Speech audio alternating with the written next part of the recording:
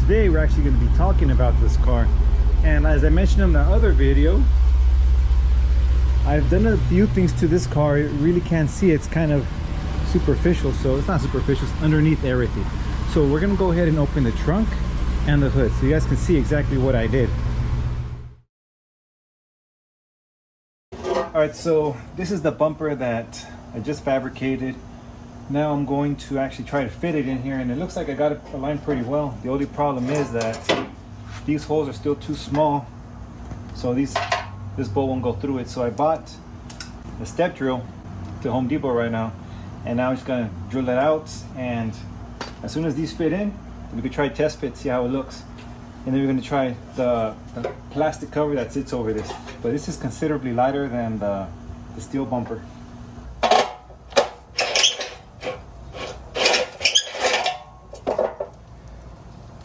Ooh, I think I'm going to have to go all the way to the largest one.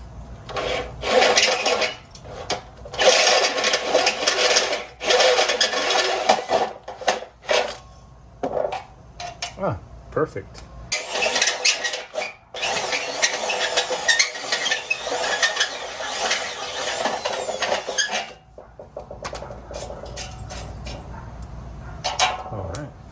All right, so I'm gonna go ahead and do a test fit now that I got the holes drilled out.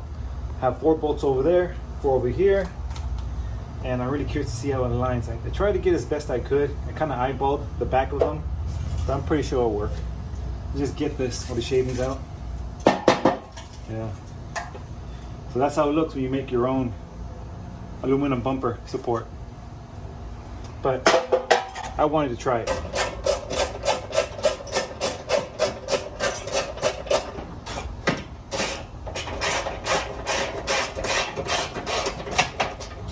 I'm still going to make several holes on the top to lighten it up a little bit, space them out evenly.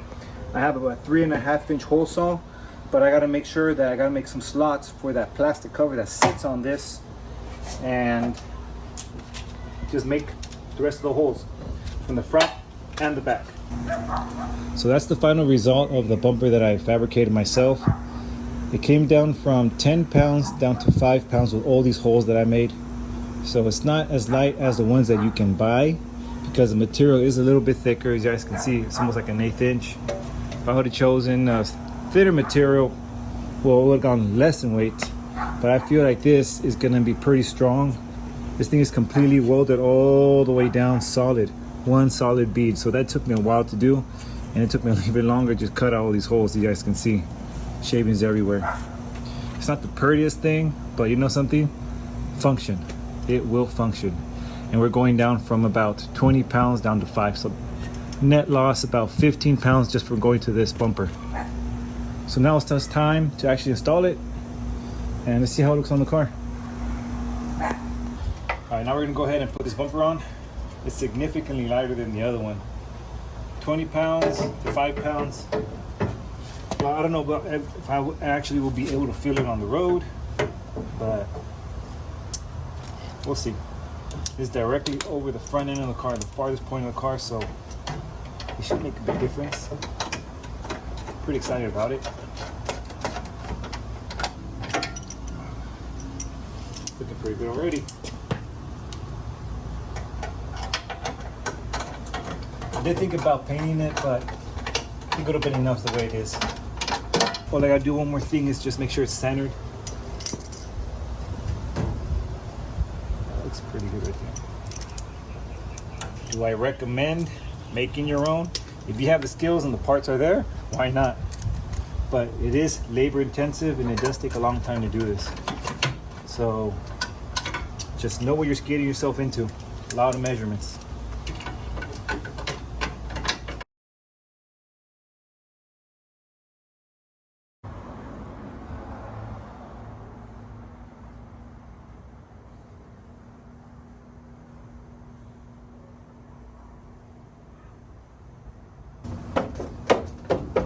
That's solid. It's just as good as the way it was before. But now we're about 15 pounds lighter on the front end, right here. Yeah. All right, so now it's time just to put the bumper back onto this, and then I'll just add all the bolts. I was gonna buy one online, Speed Logics. There's other brands, and there was one that I really liked. It was not from Speed Logics. It was another company, and I cannot remember the name of it. I think it was some guy that actually fabricates them, but I like that design. And let me see if I can put a picture right now on this video. Okay, so I really like that design, but I just didn't like how flimsy it was, so I ended up making my own with that design in mind. And I really went with that one because I really wanted to do it, because I'm really trying to reduce the weight on the front end on this car, specifically on the nose end. That's where it makes the most of a difference. So I was tempted to take out my back seats, but since I have kids, you know, I have a family, I have to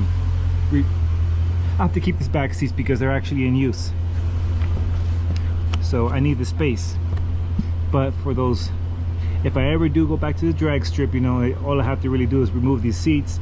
And I believe from everything that I've taken off, actually let's go to the trunk. I'm gonna show what else I did to the trunk. It's nothing major. A lot of people do this to their cars, very simple, but I also removed everything in here. So with this, just that alone, I believe it was like 25 pounds. I know I have everything documented, so I'll try. If I don't remember, give the correct weights, I just put them on the screen. But I believe it was about 25 pounds just for all this stuff that was right there. So take that in consideration, the 25 pounds here. We no longer have the wiper motor or the wiper blades. That was about 8 to 10 pounds roughly. And then the front bumper support. So now my car is about 50 pounds, I believe. I even went to a wrecking yard at Fresno and I pulled one off a car. We drilled it out. I think I have a video right here when I had the thing on the floor, and then me and my son were trying to get measurements off of it. But that one, that's what I used to make my template actually. My car is still running really good. I've been driving it here and there. I haven't really been driving it so much because I've been working on that Jeep with my son. And my next goal is, you know, I think I'm gonna take off the rear bumper, and I'm also gonna fabricate a lightweight rear bumper support.